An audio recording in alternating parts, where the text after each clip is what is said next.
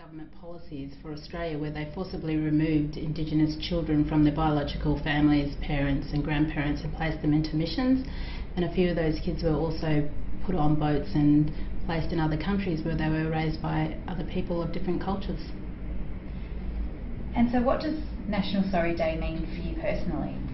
For me personally, it's a day of acknowledging a lot of our people who have been forcibly removed, and for them it's about a time of healing. So for me personally, it's about acknowledging that and reflecting back on those past histories, because today it's actually impacted on a lot of the disadvantage for Indigenous Australians all over Australia in all the different areas of education, health, housing, employment and training.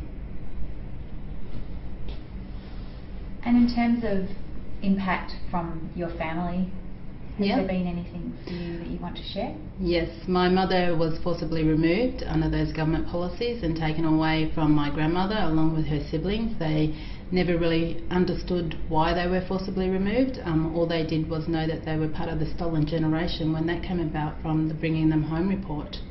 And how that affected them was that they were disconnected from learning their culture, their language, their traditions, and more so their place in life.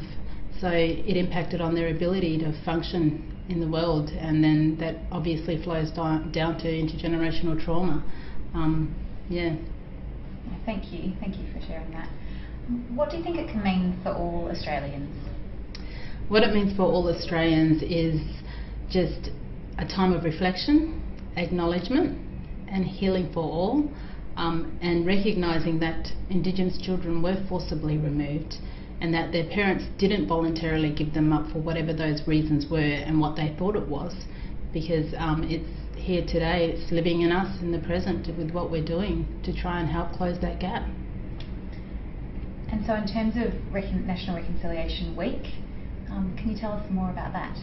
So National Reconciliation Week is on Friday, the 27th of May, and it runs to the 3rd of June. And for the whole week, it's about breaking down those barriers and reconciling between Indigenous and non-Indigenous and celebrating our nation as a whole as one on this great journey.